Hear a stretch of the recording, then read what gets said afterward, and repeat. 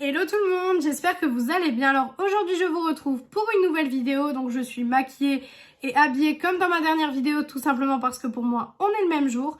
Donc aujourd'hui je reviens pour le classement de mes palettes de chez Sephora. Alors j'en ai quelques-unes, donc j'en ai 10 au total. Donc je vais vous faire ce petit classement. Je trouvais ça sympa parce que c'est vrai que Sephora Collection, c'est une marque où il y a des bonnes palettes et il y a des palettes discutables. Franchement, il y a des palettes qui sont très bien, mais il y a des palettes qui sont aussi très discutables. Donc, on va discuter de ça aujourd'hui.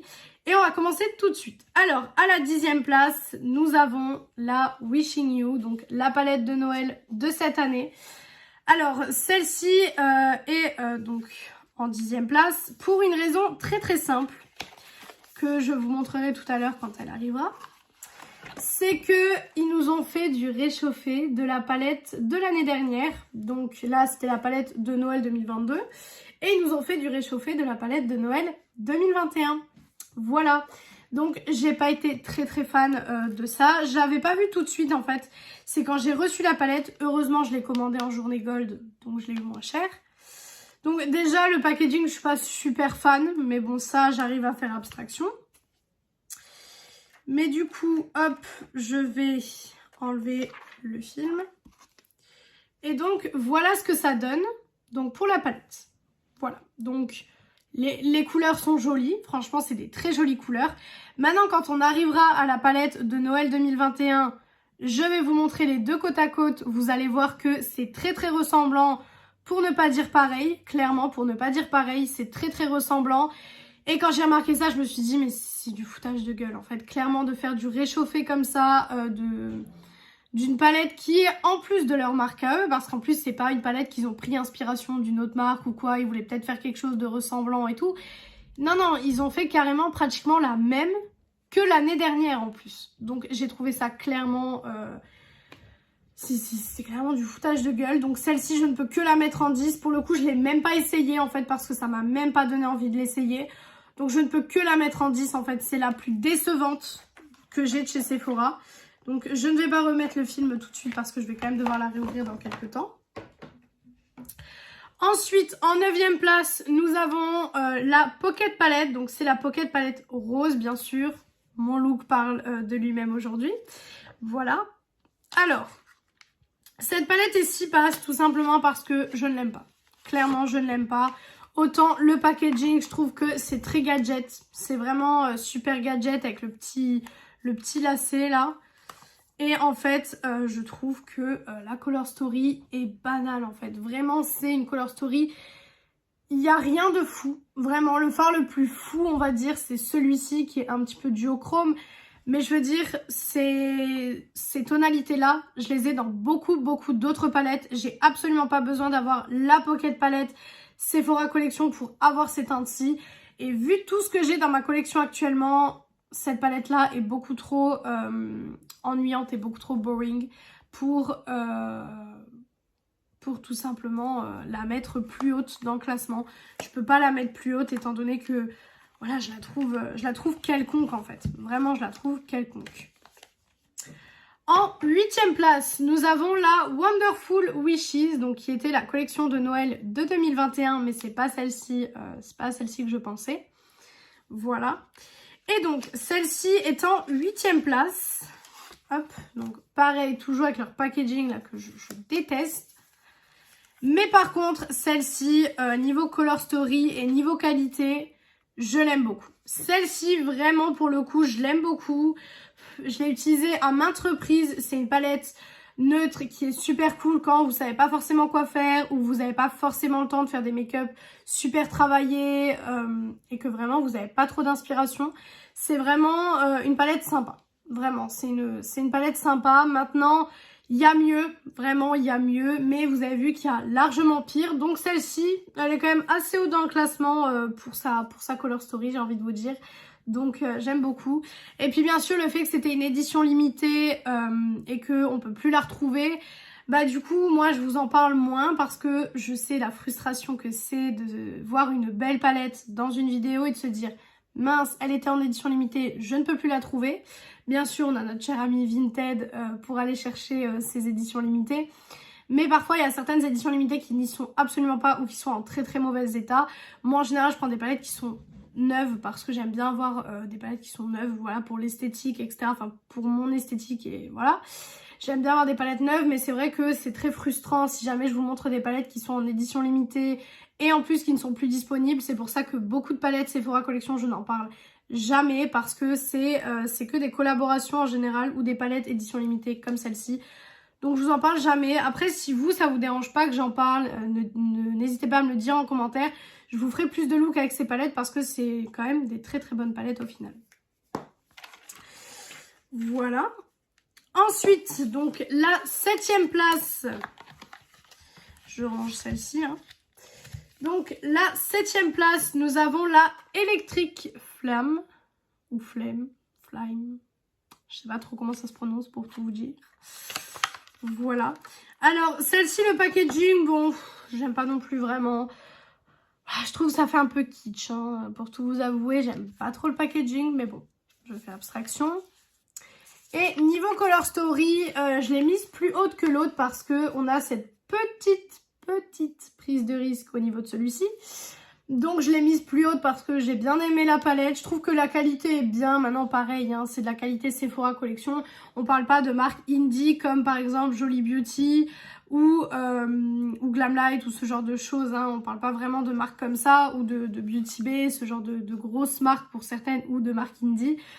Voilà, là c'est Sephora Collection, ils essayent de toucher un public plus nombreux, un public on va dire soit plus jeune, soit plus âgé, ou soit des gens qui veulent pas des paillettes qui se voient de la galaxie, et c'est complètement ok, on n'a pas tous les mêmes attentes et les mêmes envies en termes de palettes, ce qui est normal et encore heureux, comme ça il y a du choix pour tout le monde. Mais c'est vrai que celle-ci, du coup, pour moi qui aime les choses qu'on voit de la galaxie, hein, cette palette que vous voyez, si vous n'avez pas vu, n'hésitez pas à aller voir le full face. Voilà, je n'ai pas trop aimé, clairement. Mais c'est vrai que voilà, cette palette est là parce que ben voilà, elle est belle, mais il y a mieux. Il y a beaucoup mieux. Alors ensuite en 6e place, et c'est là qu'on va parler, nous avons la Merry and Bright, donc de chez Sephora. Donc ça, c'était la grande palette de Noël 2021. Donc celle dont je vous parlais en début de vidéo. Donc, on a celle-ci, exactement le même packaging.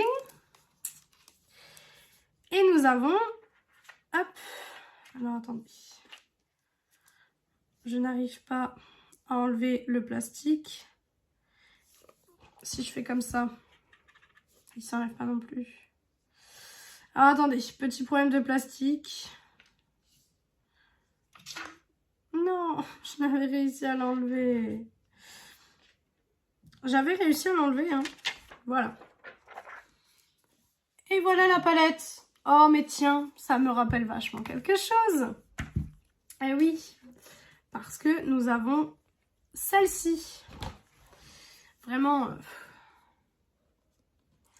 voilà.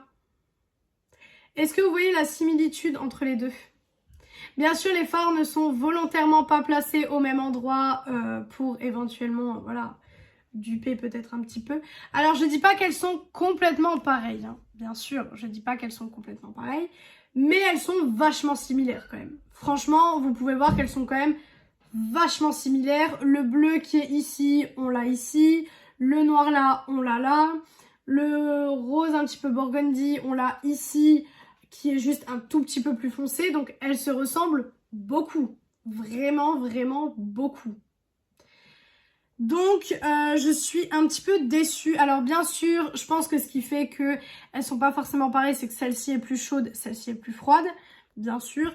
Mais dans le concept, en fait, c'est les mêmes. Dans le concept, ben, il y a certains fards qu'ils ont repris. Et je trouve ça vraiment dommage de reprendre, en fait, des fards des anciennes palettes des fêtes. Parce que c'est des palettes qu'on va acheter parce que, justement, c'est des palettes édition limitée pour les fêtes, etc. que on pourra plus retrouver après. Et en fait, d'avoir fait des palettes qui se ressemblent comme ça, je trouve ça un petit peu décevant. Je trouve ça vraiment très décevant. Maintenant, voilà, ça c'est une très bonne palette. Je l'ai déjà essayée, je crois même que je vous avais fait un crash test dessus. Donc, je l'ai essayée, elle était très bien. Donc franchement, rien à dire sur cette palette. C'est pour ça qu'elle est en numéro 6 parce qu'elle était, elle était vraiment très bien. Ensuite, en 5e place, donc là on arrive dans les collaborations, bien sûr, parce que Sephora Collection font beaucoup de collaborations. Donc en 5e place, nous avons la collaboration avec The Doll Beauty, donc avec Marwa. Voilà. Donc celle-ci, je ne l'avais pas achetée tout de suite dès la sortie, je l'avais achetée quand elle était une fois en solde, parce qu'à un moment donné, elle était soldée. Parce qu'ils je crois qu'ils avaient beaucoup trop de stock par rapport à ce qu'ils avaient vendu, etc. Donc elle était soldée.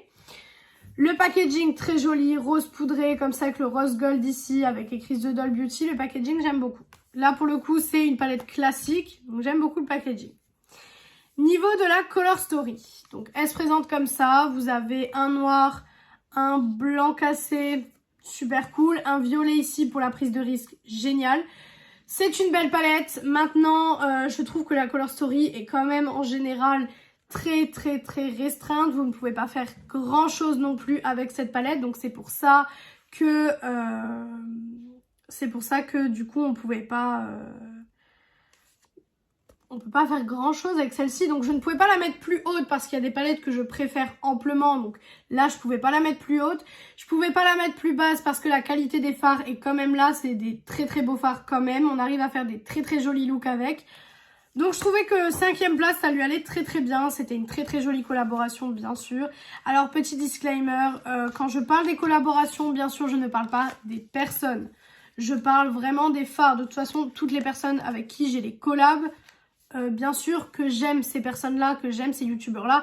Parce que sinon, je n'achèterais absolument pas la collab si c'était quelqu'un que je n'aimais pas, tout simplement. Mais bien sûr, je ne parle absolument pas de la personne.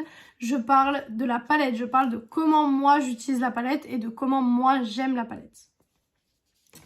Ensuite, en 4e place, nous avons la palette My Revival de chez Richard. Enfin, de chez Richard, non, de chez Sephora en collaboration avec Richard. Alors, cette palette, j'étais au taquet sur le site quand elle est sortie. Donc, je me souviens, elle était sortie à 18 h. Je me souviens, j'étais au taquet pour l'acheter. Je l'avais prise et j'étais trop contente. Franchement, j'étais trop contente de l'avoir. Donc elle se présente comme ceci, le packaging j'aime énormément.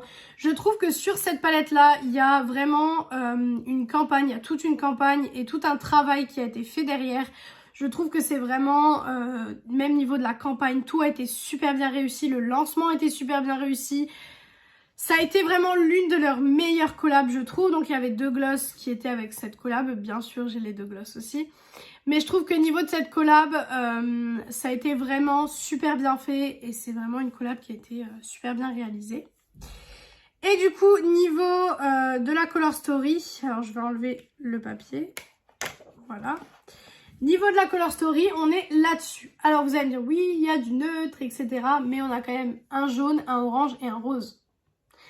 J'ai adoré la prise de risque avec ces farcis. Vraiment, j'ai adoré. Je trouve qu'on peut faire un look neutre, mais on peut rajouter un petit pop de couleur. Ce qui est très sympa. J'ai bien aimé. Je la trouve jolie. Les fards se travaillent bien. Franchement, c'est une très bonne palette. Bien sûr, vous vous étonnez bien qu'avec tout ce que j'ai, c'est pas forcément la palette où je vais me dire waouh, je vais l'utiliser. Mais je l'aime beaucoup quand même. Voilà. Et ensuite, on arrive à mon top 3. Donc là, si vous me suivez, vous savez lesquels sont dans mon top. Clairement, vous savez lesquels sont dans le top. En numéro 3, nous avons bien entendu la palette Marion Caméléon et Sephora Collection.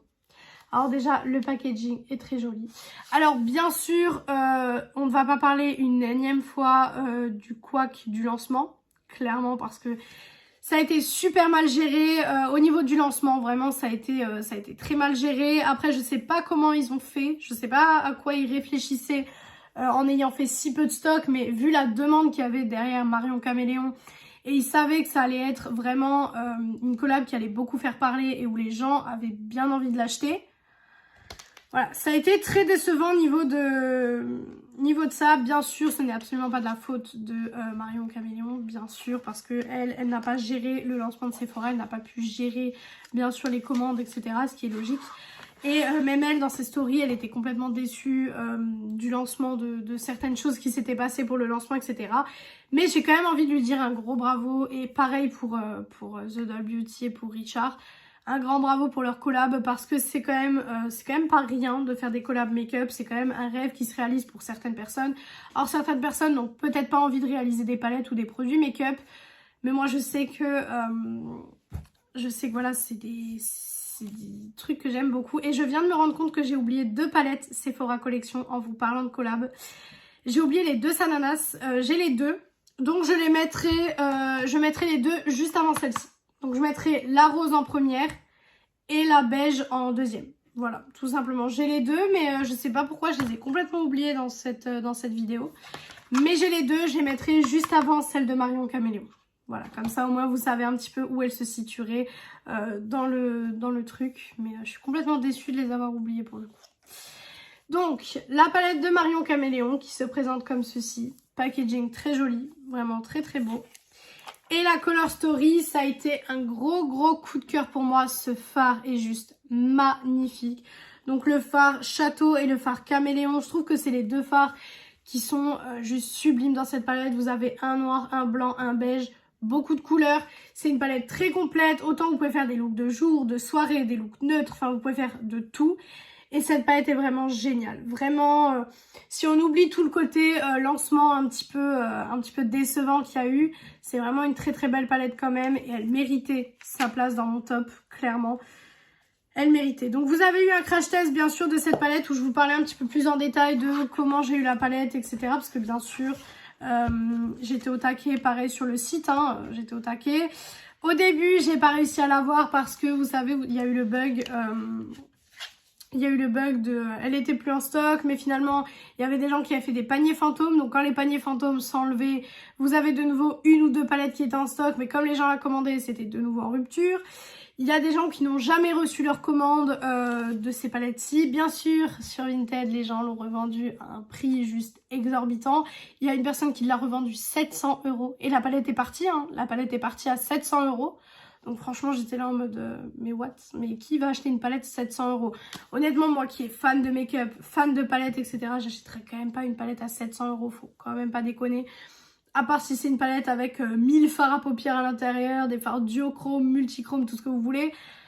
Voilà, mais non. Clairement, non, pas du tout. Là, vraiment, je suis très déçue. Ensuite, en numéro 2, nous avons la Color Clash Violette. Donc ça, pareil, vous avez eu aussi le crash test de cette palette sur YouTube. Donc elle se présente comme ceci. Le système pour ouvrir, c'est sympa, mais voilà, il y a mieux hein, comme système.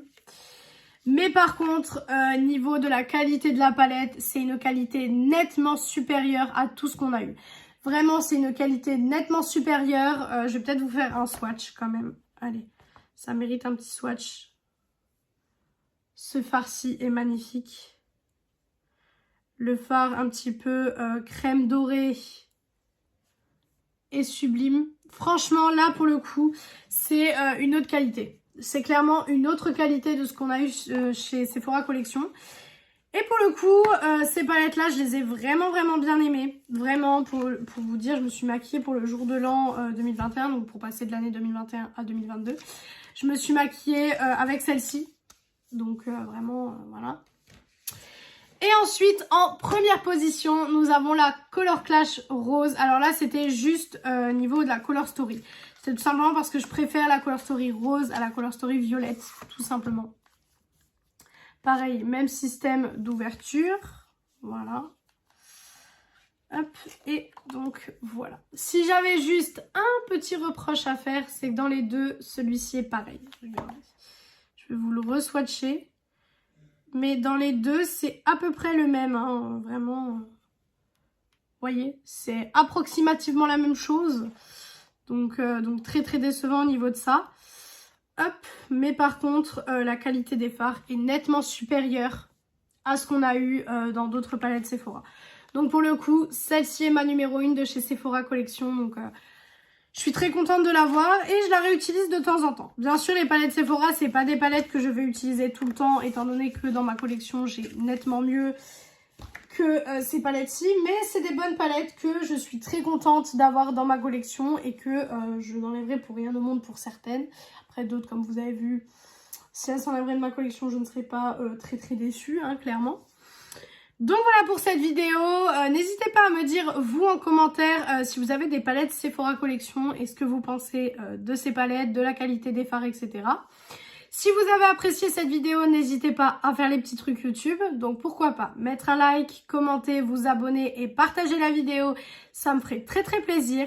Venir me rejoindre sur mon compte Instagram beauté qui est beautyaddict0805. Il est en barre d'infos comme d'habitude. Et moi je vous retrouve mercredi dans une prochaine vidéo. Ciao ciao tout le monde.